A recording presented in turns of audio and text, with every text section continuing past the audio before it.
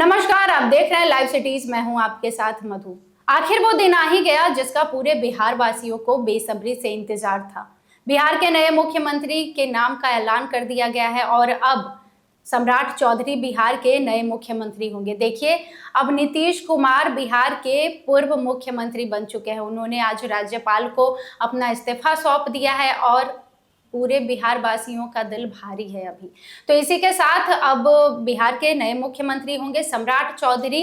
इस वीडियो में हम चर्चा करेंगे कि आखिर सम्राट चौधरी को ही बिहार के नए मुख्यमंत्री के लिए क्यों चुना गया, कि वो नीतीश कुमार के क्यों पसंद है, जो शीर्ष नेतृत्व है उनकी पसंद वो क्यों है, या फिर जो बिहार में राजनीतिक समीकरण है, जातीय समीकरण है, इन सब चीज़ों को लेकर अंदर की कैसी बात है, क्या बात है, तमाम बातें हम जानेंगे। और बातों के साथ चर्चा करने के लिए हमारे साथ मौजूद है बिहार के जाने माने वरिष्ठ पत्रकार अरुण कुमार पांडे। सर, आपका स्वागत है। धन्यवाद आपको भी।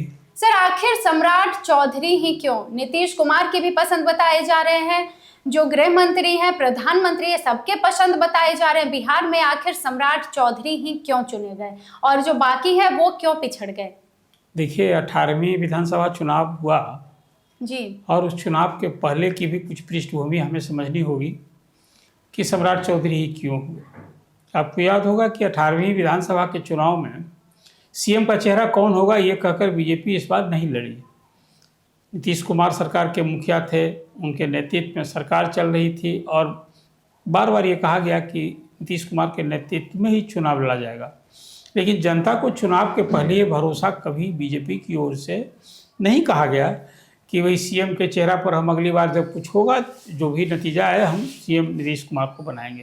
तो इस एक राजनीतिक परिस्थिति कहिए या बीजेपी की जो कार्य योजना थी, बीजेपी जो बिहार में 45 वर्ष से अधिक की उम्र की बीजेपी और बिहार में जो अभी 18वीं विधानसभा के चुनाव में जो उसके पहले की जो राजनीतिक परिस्थिति बिहार में बनती जा रही थी, उसमें बीजेपी का एक सपना था कि बिहार में हम अपनी सरकार बनाएं।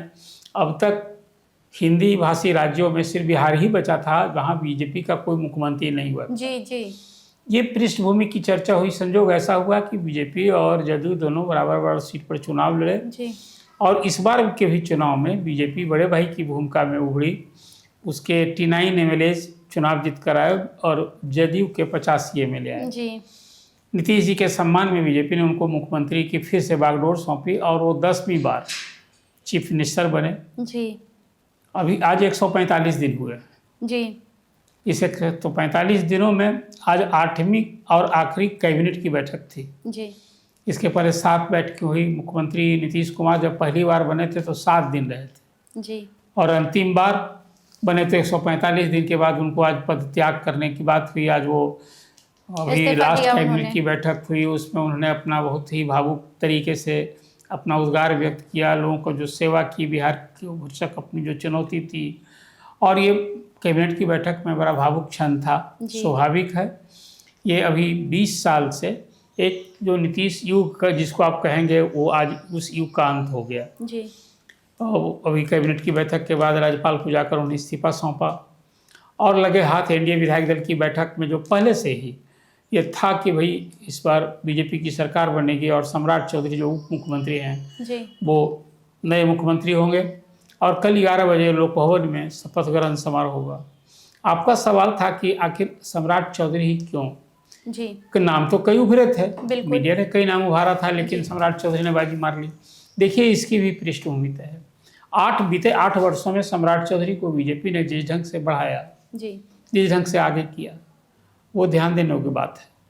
बिहार में एक और जहाँ लालू प्रसाद की राजनीति, लालू प्रसाद का जनाधार, सत्ता में रहे तो या सत्ता में बाहर रहे तो, विपक्ष में रहे तो, राजनीति की एक धुरी लालू प्रसाद ही है, जिनके साथ एम.वाई. यादव और मुस्लिम का समीकरण माना जाता है। और इस चुनाव में भी भले ही राजद को 25 सीटें मिली, एनडीए को 202 सीटें मिली हैं, लेकिन उसके वोट कम नहीं आए, 30% से अधिक वोट आए हैं। तो लड़ना है लालू प्रसाद से। और बिहार की जो राजनीति में जाति एक सच्चाई है समाज में, उसके हिसाब से कहिए बिहार में 63% पिछड़ों की आबादी है।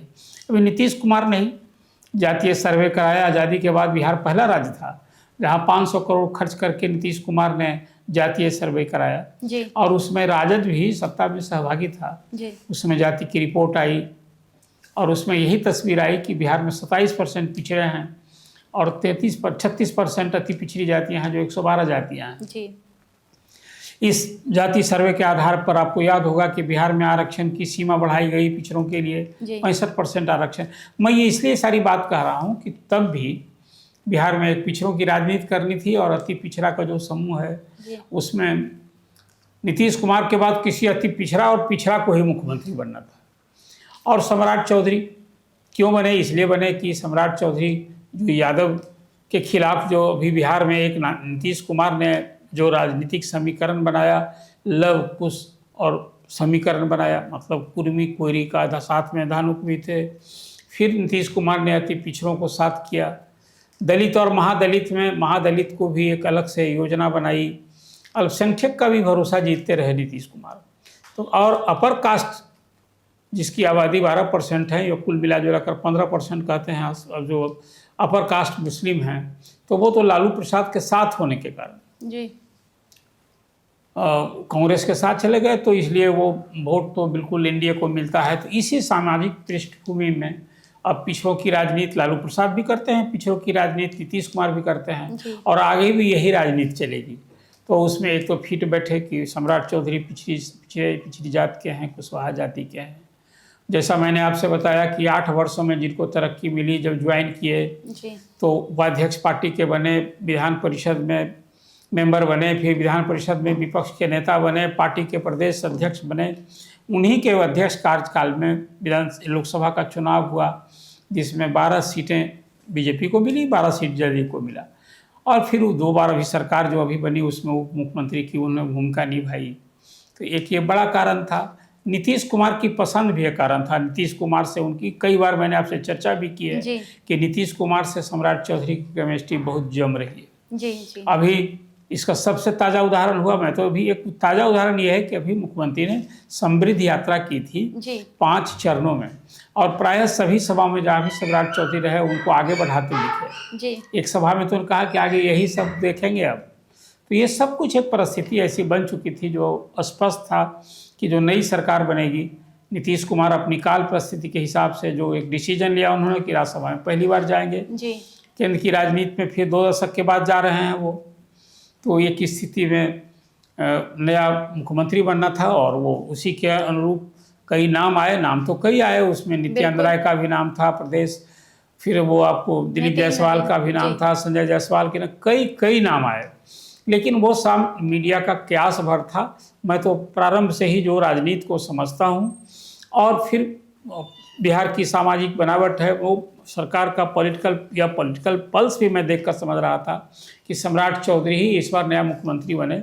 और जैसी आपसे भी मैंने कई बार चर्चा की, सम्राट चौधरी बिहार के नए मुख्यमंत्री बन गए। ये जो 1,00,000% का सवाल बना था कि नीतीश कुमार के बाद कौन, तो सम्राट चौधरी बिहार के नए मुख्यमंत्री हैं। उनका कल शपथ ग्रहण होगा और उसके बाद नई सरकार बनेगी। और आगे कोई सवाल है तो बताइए। सर, सवाल तो बहुत है, लेकिन सवाल को हम अगले दिन के लिए छोड़ देते हैं ताकि हम आगे भी चर्चा कर सके। अब सम्राट चौधरी जैसे बन गए हैं, उनके सामने बहुत सारी चुनौतियां भी आएगी, तो तमाम बातें आगे चर्चा करेंगे, नहीं तो वीडियो काफ़ी लंबी हो जाएगी। एक से इसमें मैं जोड़ देता हूँ, कल नई सरकार बनेगी तो स्वाभाविक है कि अब भाजपा का सीएम होगा, जो पहली बार बिहार में भाजपा को सत्ता मिली है। अब ये पलट जाएगा कि अभी नीतीश जी के साथ 2 डिप्टी सीएम थे बीजेपी के, तो अब डिप्टी सीएम 2 जदयू के हो। अब वो सबका सवाल फिर है, एक बना हुआ है अभी कि फिर निशांत जो नीतीश कुमार के बेटे हैं वो राजनीति में आए हैं, वो कौन सा दायित्व संभालेंगे। मुझे अभी भी लगता है कि जिस सब कुछ एक कार्य योजना के तहत कहिए जदयू को जिस ढंग से जदयू का भविष्य संभालने के लिए, जदयू का अस्तित्व बचाने के लिए और निशांत को लाया गया है, जो निशांत जदयू के उम्मीद है और भविष्य है। तो मुझे लगता है कि सरकार में वो डिप्टी सीएम का दायित्व संभालेंगे। ये तय ही दिखता है। एक और कोई डिप्टी सीएम होगा जदयू का, उसमें अभी विजय चौधरी का नाम है, लेकिन अभी देखना होगा कल नई सरकार का, नए मुख्यमंत्री का शपथ ग्रहण हो जाने दीजिए, उसके साथ और कौन सा मंत्री बनते हैं। बिल्कुल। अब आगे की चर्चा जो कल शपथ ग्रहण होगा उसके बारे में फिर आपसे बात होगी। बिल्कुल शपथ ग्रहण होगी तो हम चर्चा तो ज़रूर करेंगे। सर, आपका बहुत-बहुत धन्यवाद। तो सम्राट चौधरी अब बिहार के नए मुख्यमंत्री कहे जाएंगे, कल वो शपथ ग्रहण करेंगे और ऐसे में इसी के साथ नीतीश कुमार की बिहार की राजनीति से विदाई हो रही है। तो आगे भी हम अपनी चर्चा को जारी रखेंगे। आप जुड़े रहिए हमारे साथ, देखते रहिए लाइव सिटीज़। वीडियो देखने के लिए आपका धन्यवाद।